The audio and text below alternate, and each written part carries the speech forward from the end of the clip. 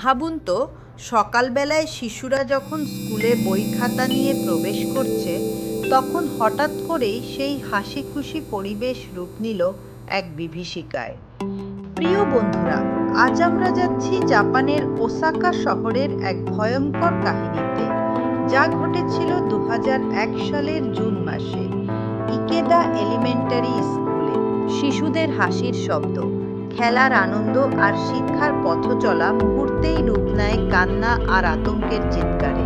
সেদিন সকাল ঠিক 10টা 15 মিনিটে 37 বছর বয়সী এক ব্যক্তি, রুকা মাসাহারু নামের প্রাক্তন শিক্ষক, হঠাৎ করে স্কুলের ভেতরে প্রবেশ করেন।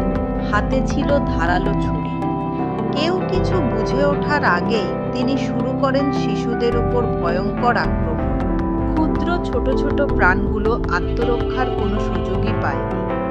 8জন শিশু, যারা তখনও জীবনের প্রকৃত রূপ দেখতে শেখেনি, মুহূর্তেই প্রাণ হারায়। আরো বহু শিশু গুরুতর আহত হয় সেই রক্তাক্ত আক্রমণে।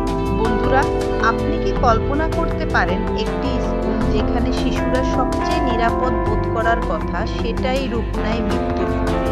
শিক্ষকরা, স্কুলের কর্মীরা আতঙ্কিত হয়ে পড়ে, কিন্তু কয়েক মিনিটের মধ্যেই পরিস্থিতি হয়ে ওঠে ভয়াবহ। রক্তমাখা করিডোর, চিৎকাররত শিশুদের কান্না, পুরো স্কুলটা যেন মুহূর্তে নীরব মৃত্যুর ছায়ায় ঢেকে যায়। জাপানের সমাজে এই ঘটনা এক তীব্র ধাক্কা দেয়। মানুষ ভাবতেই পারেনি স্কুলের মতো নিরাপদ জায়গায় এভাবে শিশুদের উপর আক্রমণ হতে পারে। পুরো দেশ শোকে কাতর হয়ে পড়ে। নিহত শিশুদের বয়স ছিল মাত্র 7 থেকে 8 বছর। তাদের পরিবার, যারা প্রতিদিন স্বাভাবিকভাবে সন্তানকে স্কুলে পাঠাতেন, তারা সেদিন ফিরে পান শুধু নিথর। কয়েক মিনিট পর পুলিশ এসে হামলাকারীকে আটক করে। পরে জানা যায় এই ব্যক্তি আগে থেকেই মানসিক সমস্যায় ভুগছিলেন। কিন্তু প্রশ্ন থেকে যায়, যদি আগে থেকেই তার অস্বাভাবিক আচরণ নজরে আনা হতো, তাহলে কি এই ভয়ঙ্কর ঘটনা ঠেকানো যেত না? ঘটনার পর জাপান সরকার তড়িঘড়ি স্কুল নিরাপত্তা ব্যবস্থা জোরদার করে।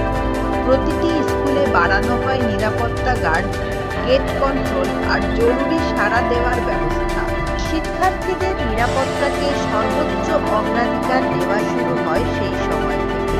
প্রিয় বন্ধুরা, এই ঘটনা আমাদের মনে করিয়ে দেয়, নিরাপত্তা কোনো কল্পনা নয়, বরং প্রতিটি সমাজের জন্য অত্যাবশ্যক।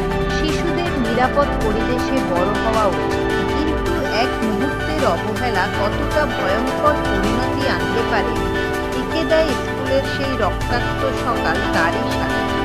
আপনারা কি ভাবছেন বন্ধুরা? নিরাপত্তা নিশ্চিত করতে আমরা কি আরো ভালো কিছু করতে পারি?